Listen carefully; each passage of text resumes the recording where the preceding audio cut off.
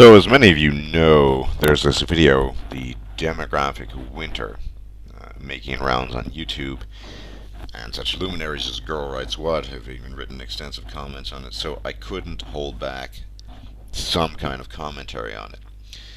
It's a funny title, the demographic winter.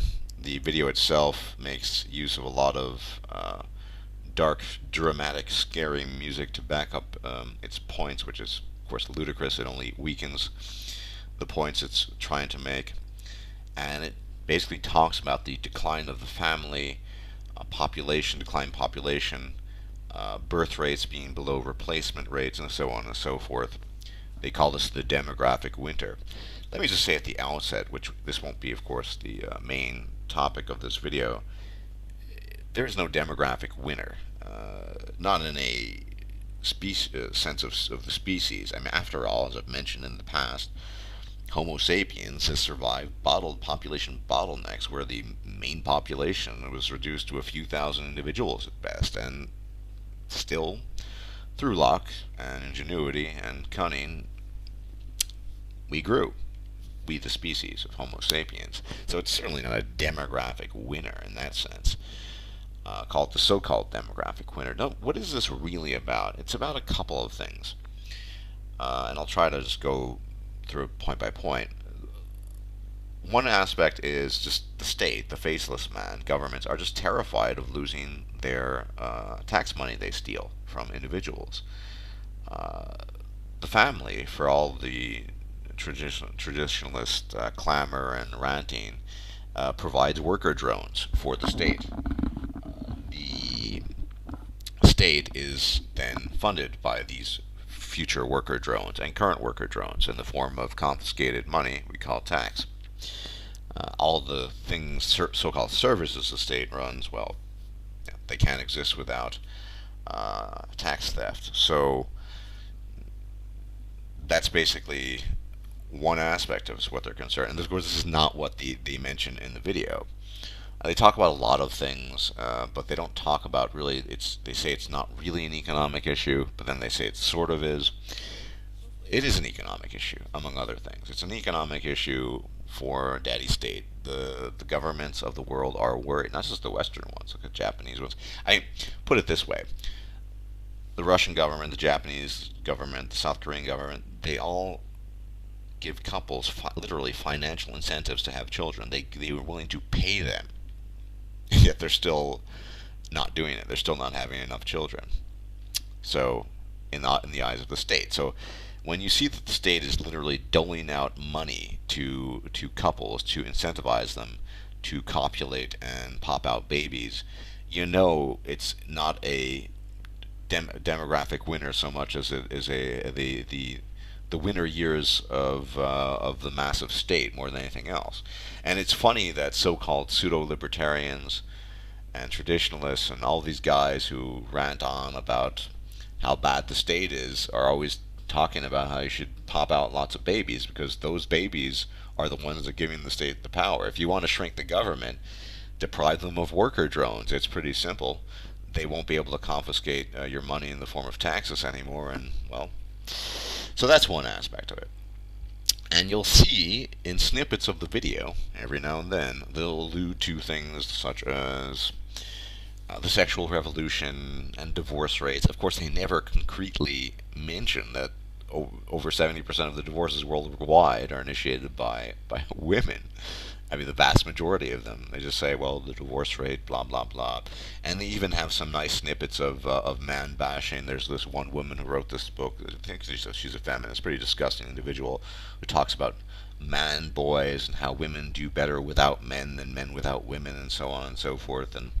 But it's funny, when they talk about women, even this Nobel Prize-winning economist says, there's some things that have contributed to it, which are a good thing. Women, that is, that's contributed to the demographic winter. The growing numbers of women in education. Women now exceed men in education, and so forth, and so on and so forth. I mean, they don't want to say anything bad about women. But I'm going to tell you in this video what I believe, and I think there's sufficient evidence, it's almost factual, to be the main factor. The main factor is hypergamy, female hypergamy, in conjunction with the political, social, and economic processes that have taken place over the past, I'd say, 5 decades, give or take. What do I mean by that? Well, it's pretty simple. As we know, it is the female who chooses to associate with the male. If no benefit can be gained from it, and this is essentially me paraphrasing Briffault's law, there will be no association. No association will take place.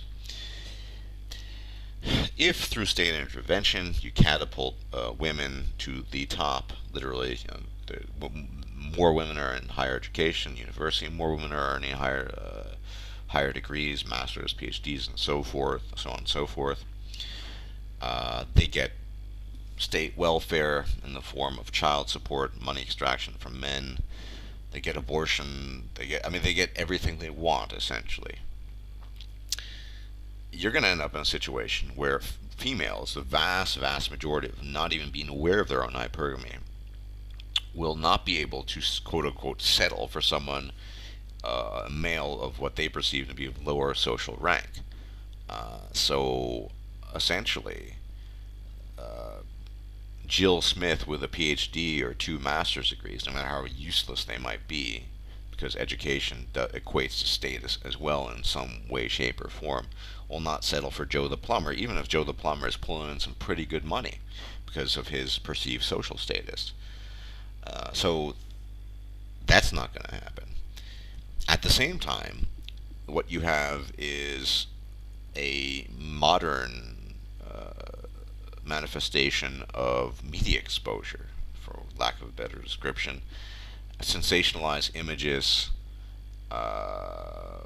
pictures, communications of various social, financial, and, for lack of a better word, noble classes, the noble classes being, say, Hollywood stars and what have you, that have become accessible to everyone. I mean, everyone sees the David Beckhams of the world. Everyone sees, it might be a poor example these days, the George Clooney's, the Brad Pitts, all of these high-status males, and in particular women see them. And Jane Doe might only be a 5.5 or 6 because her hypergamy blinds her, thinks that she has access to that, and then is quote unquote not willing to settle for something less. Remember how female hypergamy works. It's focused on a very few top individuals. This is why, one of the reasons why most homeless men are invisible, why feminists obsess about male privilege when it's maybe 1 or 2% of the male population that even enjoys, if you even want to call it that, privilege. So women are blind to men below the hypergamy radar, as I like to call it. And so when you have a system that is essentially propped up female hypergamy, has inflated it, exponentially. If it started with a factor of 10, well, when you multiply it by at least the 10th power, and you'll get to where we are now. Women are not going to, I think Girl Writes What once said it, settle for a guy who's folding scarves at the Gap. Men, on the other hand, are willing to do that. That's the traditional model, right? The scarf folder at the Gap, pretty little girl she is, marries the higher status, higher income earning man. But in a situation where fewer men are going to university, where more women are at university, where there are more women getting higher degrees, PhDs, masters, MBAs, and whatever, no matter how useless or meaningless these degrees actually might be. That is to say, they may or may not apply them to anything. These women, self-same women, are not going to want to, in their own eyes, lower their standards, whatever that means. I mean, I'm using their own gyno speak. And this is a consequence of the sexual revolution, of no-fault divorce, which I'll talk about a little bit in a sec, of female empowerment.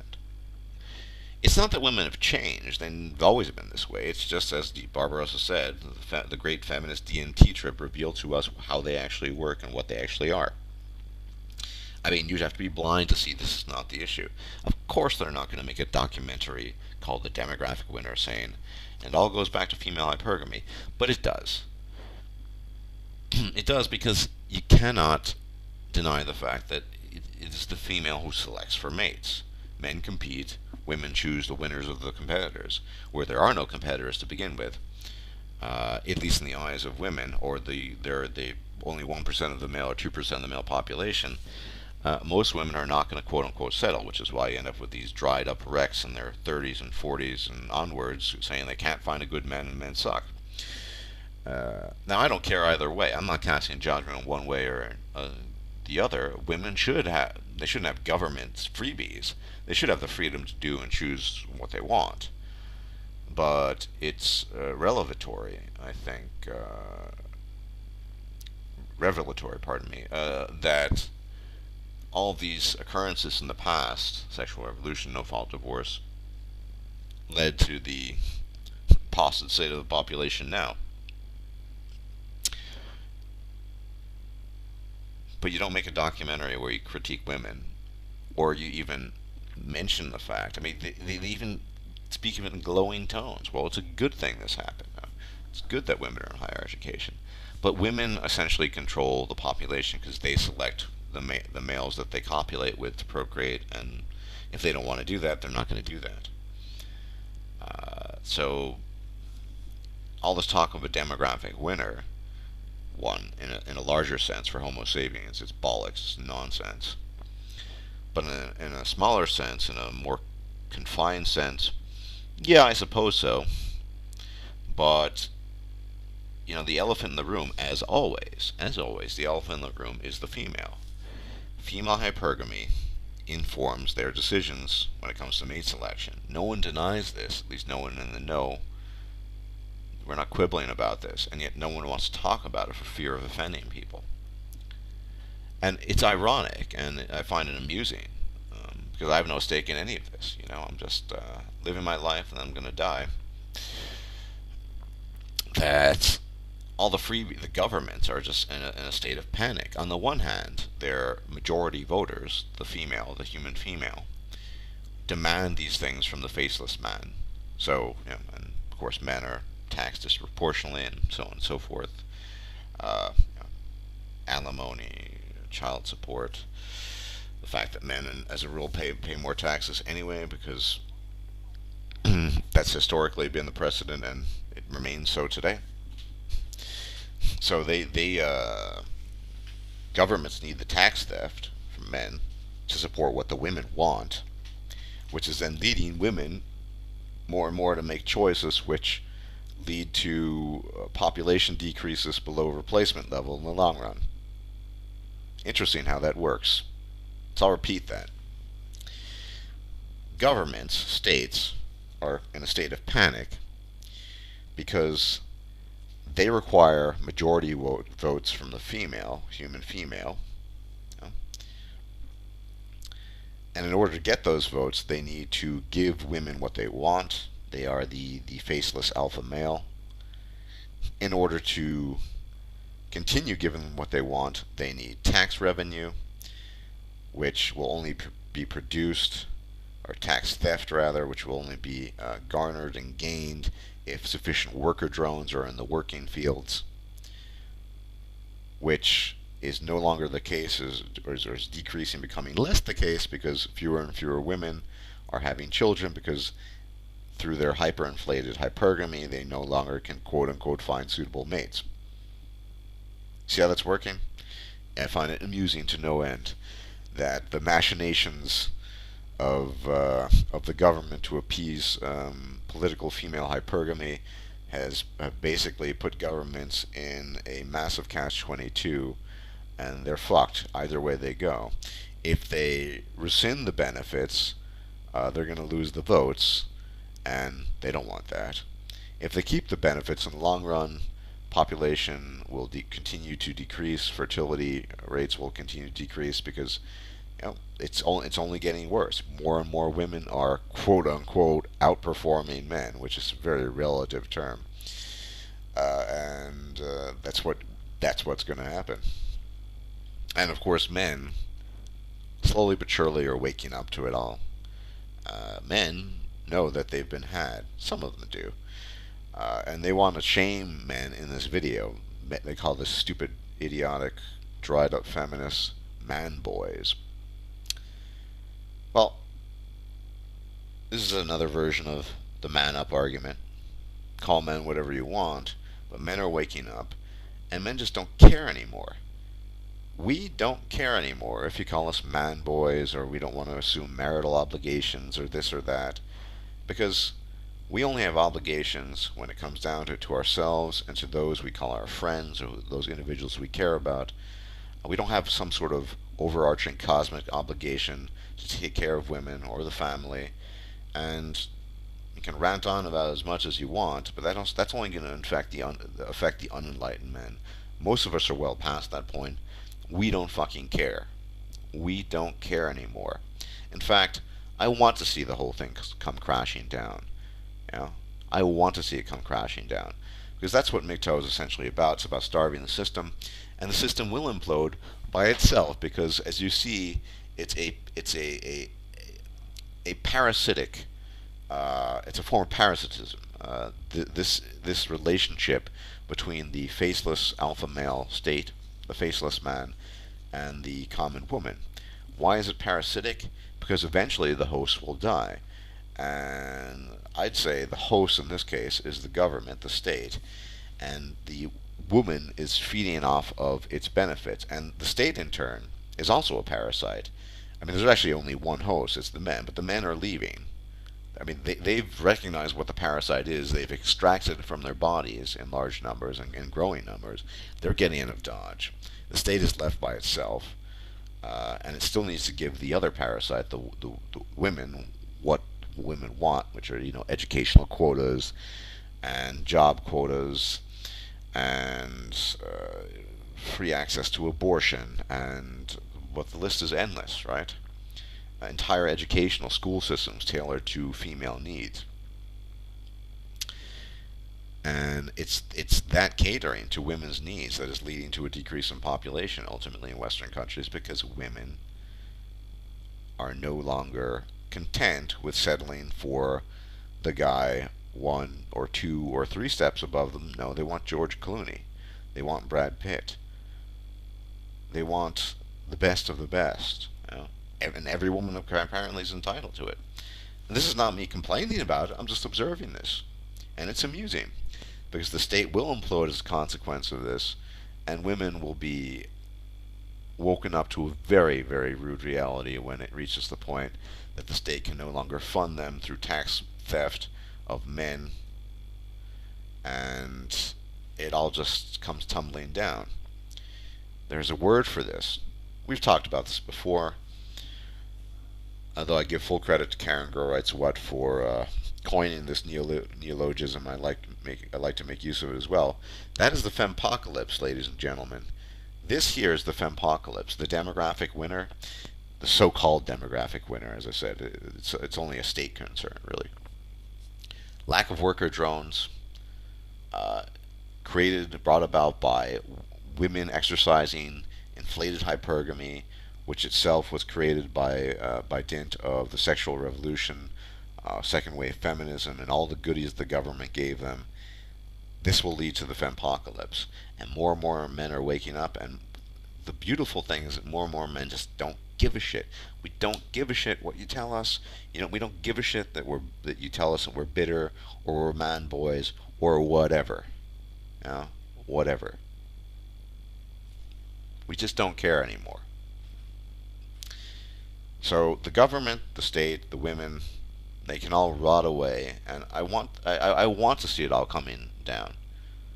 I'm not advocating violence, but in the spirit of Tyler Durden, without the violent aspect, I want to see the buildings come crashing down, because you reap what you sow. You reap what you sow, and those who have paid so little attention to human biology and to women's choices to the point where they won't even talk about it at all, or in the sense that they do, to the extent that they do talk about it, mentioned only peripherally, they kind of deserve what they get. And that's where we're heading, worldwide. It's not just in the West. So this is amusing. This is just amusing, basically. And that's all I have to say on the subject. Thanks for watching. Take care.